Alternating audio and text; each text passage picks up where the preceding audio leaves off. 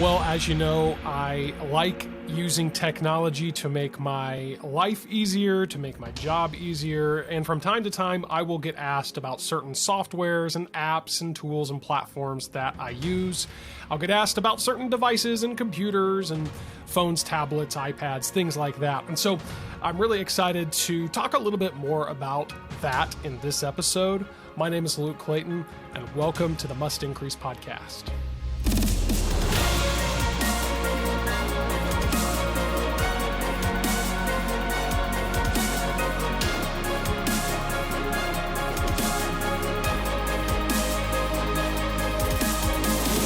Hey, thanks for joining us for this episode. And of course, I do hope that if you haven't by now, that you will follow us on Apple Podcasts, Spotify, wherever you listen to podcasts. I also want to encourage you to make sure that you subscribe to our YouTube channel. From time to time, we have visual content that makes a lot more sense when you watch it on video. This episode may not necessarily fit that criteria, so you audio listeners should be safe, but there has been some screen sharing type of content that I'll share where I walk you through maybe different processes. For example, past episodes where we've walked through how to use Canva, or we've shown you a price comparison or side-by-side comparison of different computers and devices that you might want to consider buying. Those are the episodes that you want to make sure you are subscribed to our YouTube channel so that you can watch them. All that to say, follow us wherever you listen to podcasts and subscribe to our YouTube channel, and I would really appreciate that. So today I want to talk to you a little bit about the types of tools that I use. So I'm obviously in the tech and media world, very much so, but there is a bit of a, problem that I've noticed over the years, and you probably have too. And that is that technology tends to get used more for leisure, and let's just be honest, it tends to waste our time more than it does to maybe save us time and help us manage more effectively our time and energy and so forth. But I tend to be the guy who really tries to dig in and figure out how I can use technology to help save me time so I can make investments into certain, areas of technology that again are going to make me more productive, more efficient, so that I can maybe have more time for my personal life or get more done in my business, save me time, save me money, save me energy, all of those different things. And so I have been using some of these tools for a long time. Maybe some of them are a little bit newer. And so I'm going to be walking through the different, much of this is software. So it really doesn't matter what device you're using or what type of computer. Most of this is web-based. And so that means that it pretty much runs in a web browser for the most part. And it doesn't matter if you're using Mac, Windows, PC, Chromebook. You can even operate many of these and they'll function just fine on maybe even mobile devices, tablets, iPads, even iPhones and smartphones. And so most of these are web-based products and platforms that work in that way. I'll also talk a little bit as well about the certain maybe softwares that you can use that maybe aren't web-based, that you actually download and install and they run on your computer. So for those, you may, there may be certain softwares that do require a certain type of computer. And then I will actually talk about the hardware itself here at some point and actually, talk about the different devices that I use. I do use many different devices for different purposes. And so let's get started though by talking about tools. I've kind of broken it down into these different maybe categories, if you will. And I want to talk about the most time-saving level of tool that I have implemented over the years. And that is those that fall in the category of automations. And what I mean by automations are tools that connect and systematize my life and my business behind the scenes. So this allows me to essentially automatically have things happen and run and operate without me manually having to do these. And so probably the best example and most simple example I can give is that of my scheduling my calendar. So scheduling meetings and scheduling calls. You probably can identify with a nightmare of having to coordinate back and forth, whether it be in text message message or social media message or email, going back and forth trying to schedule a time to meet or talk to someone. I mean, we've all been there. We are, maybe we receive an email from somebody that says they'd like to meet with us, and you say, sure, I'm free at Monday at 2 p.m. And they say, well, that doesn't work for me, but I am free on Tuesday at 10 a.m. And you say, well, that doesn't work for me, but I'm free. And really, this cycle can go on for what feels like endless amounts of emails and back and forth. Well, Calendly and scheduling tools like this really solve this problem. And by the way, none of these products that and platforms that I'm mentioning, I don't get any sort of kickback for anything. I'm not an affiliate. I wish I was. It'd be great. And, I'm saying all that. Perhaps if I can find some affiliate links, I will throw them in the show notes. So, hey, if you like them, click on the links in the show notes and the descriptions. They might be affiliate links. They might not be. But I'm not an official sponsor of any of this. Nobody sponsors. None of these platforms sponsor the show or my YouTube channel or anything like that. I'm generally just saying this is what I use because they do work. So you're getting an unpaid endorsement of these products. But Calendly, yes, is at the top of the list because it saves all of that back and forth. It's not the only tool like it, but it's really the best that I've found out there. And essentially what it does is you set up an account.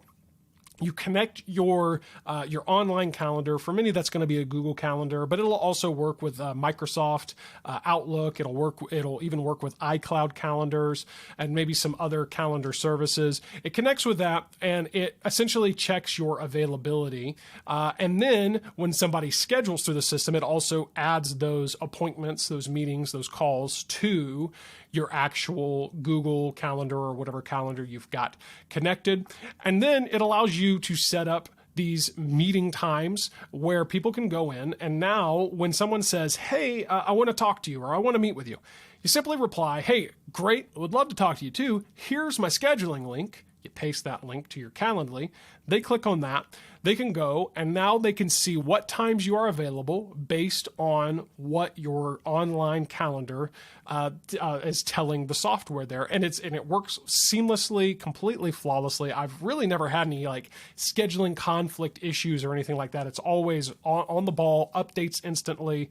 And so this is a really wonderful tool. It saved me so much time. Now, Calendly in particular does have a free version, of course, with limitations. It allows you to set up one event type. So for example, a 30-minute meeting, you could set up a 30-minute meeting, integrate it in with your calendar, and start sending that link out. Now, if you want to do more advanced things like connecting with multiple calendars, if you want to have multiple meeting types, which is crucial for me. So I have several types of meetings, for example, half-hour blocks, hour-long blocks, even 10 to 15-minute check-in type blocks. And I have all these different ones set up, and I send them out depending on what type of meeting is being asked for. All of that's available through their more premium offerings. And but even if you pay for their premium, it's very affordable. I believe I'm paying less than $200 a year for the access I get to Calendly. It's completely worth it. And if you are somebody that's in any type of work or business, even church leaders out there who are scheduling appointments and things like that, this is a game changer because it really saves all of that back and forth. Every time I've sent a Calendly link out to someone, I've never received any negative feedback about that. It's not like somebody's been like, whoa, I wanted you to sit here and be more personal and go back and forth with me for 13 emails until we find a time.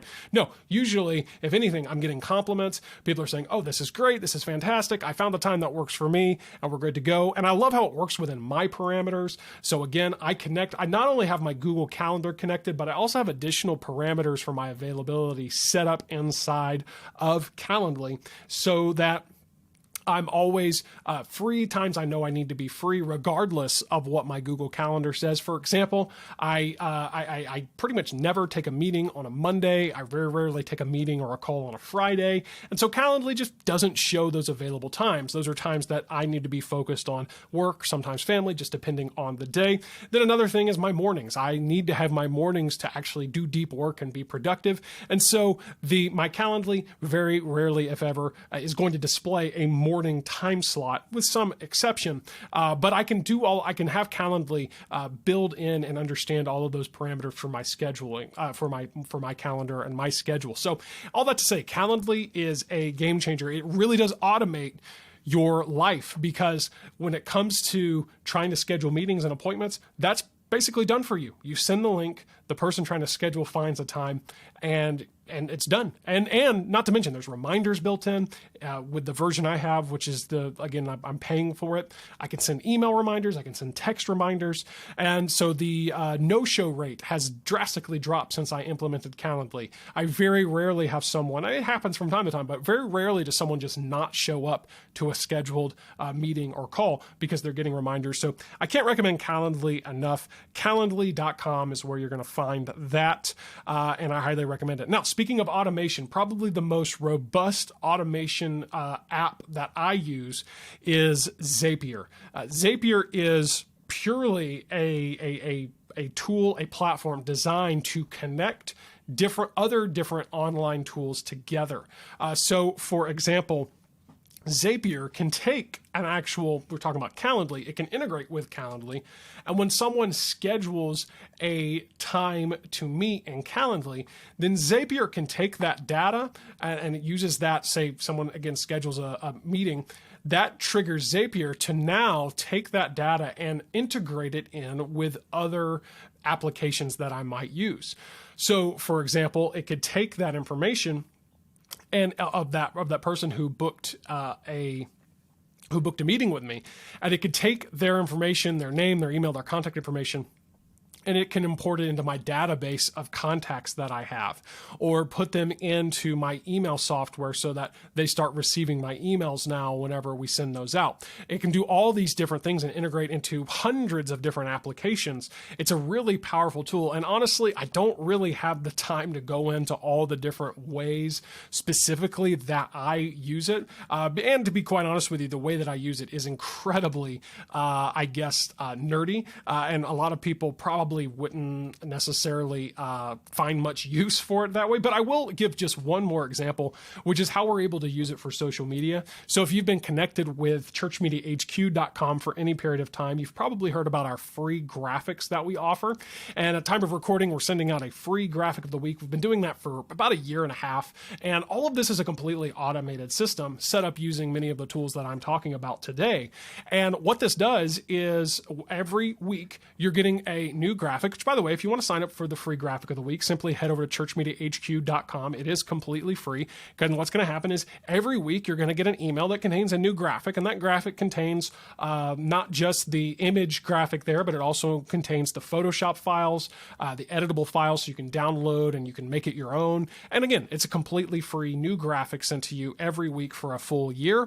And then what happens is once that all these automations are set up to send that email automatically, and also Zapier knows whenever this scheduled time each week rolls around for the new graphic to be sent out, it also posts it to our social media platforms, so to Twitter, Instagram, and Facebook, letting people know, hey, there's a new graphic of the week. If you want to sign up, go here, and it gives the link to go sign up. All of that is done powered by Zapier. And so Zapier has a lot of different features and functionalities that it allows you to do. It integrates, again, with hundreds of apps. If you're looking to save time, even if you say, well, hey, I'm not a programmer, I'm not a developer, I'm not a coder, that's the beauty of it. I'm not either, actually. You don't have to know code. You just have to be able to understand a simple, very simple, basic user interface. And Zapier does have a free version, but admittedly, you are very limited on their free version. I've been paying for Zapier for years at this point because of how much I use it. But either way, it's worth checking out. Now, there's other alternatives to Zapier out there. I believe there's one called Integromat. I might be wrong on that because Zapier, I've just been using it for so long. I've considered looking into other platforms and options. I've experimented here and there, but Zapier by and large is the best one, at least for me. Another one that comes to mind that might be a little bit more simple to use, more basic, and I believe allows you to maybe do a little bit more for free is just simply called IFTTT. It stands for if, this, then So IFTTT. I can't remember exactly what the acronym is, but if you were to search that, or maybe I'll just make sure it gets in the show notes, you can check that one out as well. It just simply introduces you to this concept of automatic automation and integration between apps. And all that to say, Zapier is a fantastic one. Now, a lot of times when it comes to these automations that I've set up, another example of an automation I'd want to have is whenever somebody does sign up for either a free service resource that we're offering or even a paid one, I want to be able to integrate all of that together. But of course, there has to be a starting point. Everything has to start somewhere whenever you are interacting with people online. And for pretty much everybody, almost every time with some exception, it's going to start with some type of online form. So an online form that actually captures their information and then sends it into my system. And so my choice for online forms, again, that I've been using for years, is something called Paperform at paperform.co. Paperform is I was using a platform called Jotform for the longest time, and it's still out there, jotform.com. You can check it out as well. The problem I had with Jotform was it just didn't look very pretty, if I'm honest. It didn't have a great user interface. I mean, I could use it just fine, but as far as, allowing the end user a more pleasant, streamlined experience, Jotform felt to me really clunky. Now, I have gone back and looked at Jotform since I switched, and they've improved in this area a little bit, but they're still not as good in terms of interface as Paperform. Paperform is incredibly clean. It's incredibly simplistic. And really building a form in Paperform feels more like you're creating a Google Doc than it does building some type of form. Now, I'm not taking the time during these particular episodes to go through and give you live demos of anything just for time's sake. That said, if there's any of these that I'm saying that you might want to see a live demonstration of it or see it in action, then definitely let me know, reach out, leave a comment, or shoot me an email, luke@mustincrease.com. Let me know, and we might just take maybe not a full episode, but I might be able to just do a short video to demo any of these. Paperform, though, would definitely be one of those that looks really good in a demo to show you how it works, because again, it is just such a clean interface. And I use this for everything from signing up for, again, these free offers, such as the free graphic of the week. I use it to collect information about those who actually we work with, the churches and organizations that we work with. We collect their information through a paper form. And then there's all kinds of applications. If you have a website through churchmediahq.com or any or Creative Team Pro, very likely that website, when it comes to the contact forms, I know with all our church websites this is the case. The way that people would contact you is actually using a paper form. You wouldn't know it, but it's there. If you were to go into the back end and see the code, you would see that it's Paperform. And so Paperform is a really just clean, nice form creating tool that I really like. Now, again, I say all this. Paperform, just like the past two products I've explained, they do have a somewhat free version, or I believe they offer a trial is what it is. But I believe after like 14 days, you do have to pay. And I for what I'm doing, I'm on a pretty high level tier. But again, it's completely worth it. But I think the concept here is not just the idea of using Paperform in particular. That's not necessarily what I'm saying you need to do. That's the tool that I'm using. But if you're not using forms to some extent in what you're doing, again, with your church, with your organization, with your workflows, you might want to think about that. Let's talk about a practical example where forms can make your life easier. So a lot of times what happens when someone is, let's just say, signing up for an event. Well, I mean, if you're old school, and there's still plenty of old school folks out there, you've got maybe a sign-up sheet, okay? So you've got that sign-up sheet out there that's got these different columns, name, phone number, number of people attending, whatever. Or maybe you're using some type of card that they fill out, some type of, in the church world, a connection card or a visitor guest card that has information about events. and they can sign up. And there's going to be a place for that, especially in the physical world, if you will, in an actual in-person worship service. Some people, they're just going to be more inclined maybe to use an in-person form of sign up. And so it's not to say that you stop completely utilizing those methods, but when it comes to the digital side of things, when you need to sign somebody up, what do you do? Well, sometimes what winds up happening is, again, it becomes kind of a messy, jumbled email thread where somebody says, hey, contact so-and-so if you want to sign up. And so they contact so-and-so. Say, hey, I want to sign up for the upcoming event, and they say, cool. What's your, okay, well, what's your name? What's your phone number and whatever. And they send all that back in email. Well, then you have to take that and kind of aggregate that data and make sure it all gets in the right place. And again, if it was all done through email or messaging, like that information can be kind of easily lost or forgotten. That's where a form comes in. When somebody says, hey, I want to sign up. And for many of you out there, you're like, yeah, duh, this is not new. But for some of you, it might be. Or maybe you can expand your mind and your applications of how you're using these different tools. And so again, when it comes to signing up for any type of event or for volunteers or for a new program, a new small group or whatever it may be, having a simple form, name, email, phone number, all of this, it's great for having options, I mean, what that often can be something too, where you say, well, hey, what, you might ask them what some kind of, you might try to give them something with some type of option. You maybe say, well, let's say it's a picnic. Well, what food can you bring? Oh, I can bring sandwiches. Well, we don't need sandwiches. We're looking for people to bring desserts and sides, and so you could actually have that as an option. Do you want to bring a dessert? Do you want to bring a side? And so they know that, oh, that's what I'm limited to being able to, that's how I can participate. And so all that to say, a form really allows you to be very specific in your data collection process. And once it's collected, you are better able to organize it and access it.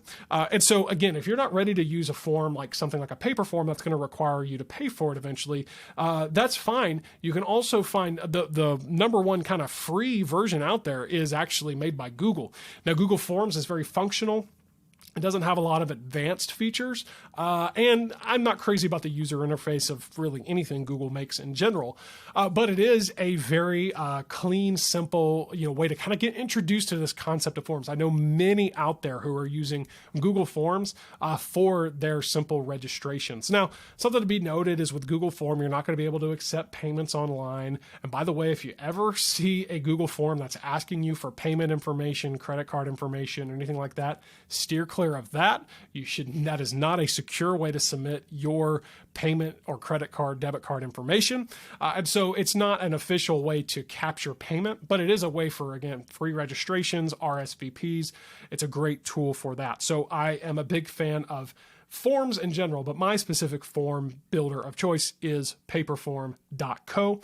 Now, let's talk a little bit about Airtable. And I probably don't need to spend too much time on this because this is very high level kind of use of online. It's an online database tool. And so it's very high level. So if you're interested in knowing more about it, then you're definitely going to want to reach out and maybe we can schedule a session with my nice Calendly link. We could schedule a time. I would gladly schedule a time to maybe talk to you more about it one-on-one and go through how it works. But basically Airtable is an online databasing tool. And really the whole backbone of my business is actually operated off of Airtable. All of the information that I collect about different users and whether they're free, whether they're paid, it all collects into a secure Airtable database. And through tools like Zapier, I'm able to go in and automatically access much of that information. Now you say, okay, what is this idea of an online database? Well, this is not the best explanation from if you are more of a high-end techie person, you probably think this is too simple of a definition, but I'm going to give it anyways. And that's because I think it's the most simple way to describe it, maybe to somebody who hasn't been introduced to this concept before.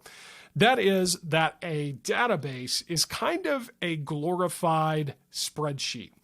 In the case of Airtable, it's not just a spreadsheet. And don't get me wrong, it's very different in terms of how it operates from like a spreadsheet, like an Excel sheet or Google sheet even.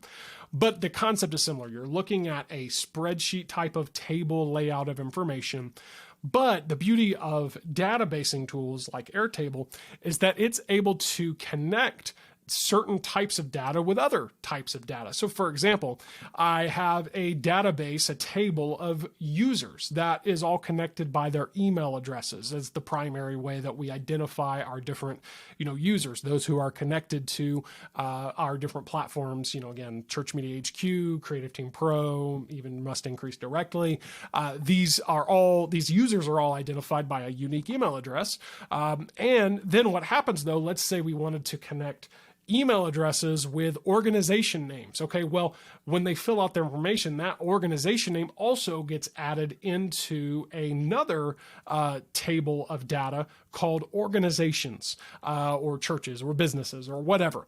And then inside of that particular table, well, we have all the information about those particular organizations. So where they're located, if they've given us their phone number or, all the data that they've shared that we need maybe to build their website or whatever it may be. But then the user in the user side and the user table of data is connected with their organization. And so everything integrates and connects together so that we can essentially know that this user is not only connected with this organization, but here is all that organization's data and name. Again, it's a little bit advanced. It's a little bit high tech, and it maybe isn't for everybody, but for what I'm doing, Airtable is amazing. And I really think it's a powerful tool, and there is a powerful application. I will say this: if for some reason your job calls for you to be using a lot of spreadsheets for whatever reason, maybe take a look at a tool like Airtable and see if there's a way that Airtable could maybe make your life a little bit more streamlined and easy than just keeping everything in an Excel sheet. Here's a kind of a main last talking point there. For the most part, spreadsheets are pretty static, meaning that the data you put in there, it kind of goes in there as it is. Yes, you can use formulas and things to calculate things. An actual database, like a tool like Airtable, the information is more dynamic, meaning that it can change. It can be, you can, again, make these different connections. And so, again, I know it's a very techie, high-end maybe type of tool, but I do use it. I love it. And like I said, I would say mainly for those of you out there who are using maybe Excel or some type of spreadsheet tool, and you say, I feel like I could do more, but I feel limited by the tool. Maybe that's where you need to get into a tool like Airtable or some type of database like that. There's other kind of alternatives, like Notion, I believe, is another technically databasing tool. I've dabbled with it, not used it much, to be honest, but you may find it to be pretty helpful. Now, the last software tool for this segment of automations that I'm going to recommend is the one that I use for email marketing, and that is MailerLite.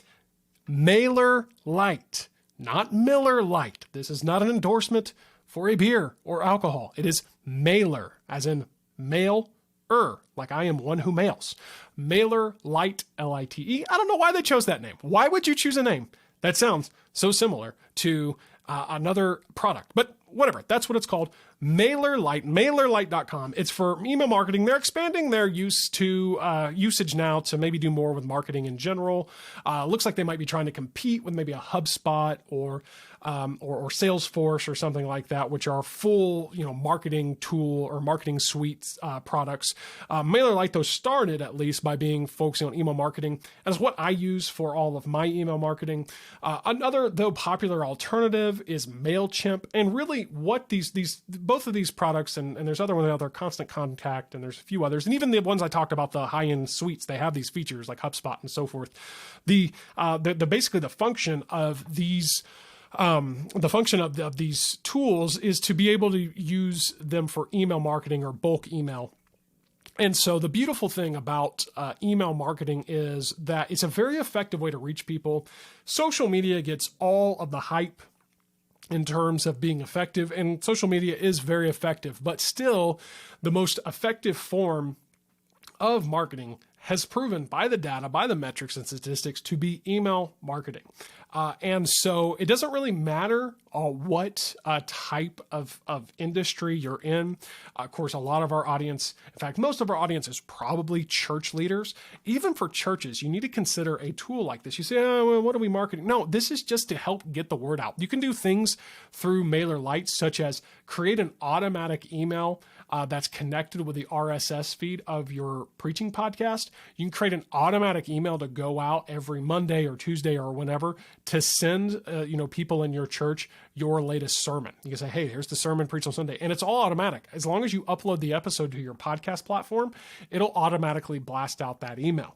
So that's a wonderful feature. And then you can also set up things called funnels. So for example, you get somebody who's new to your church. Well, now once the email goes into the funnel, now you can send them through an automated sequence of emails that just kind of introduces them to the church. Hey, here's a little bit more information about our pastor. And then here's a little more information about our kids ministry.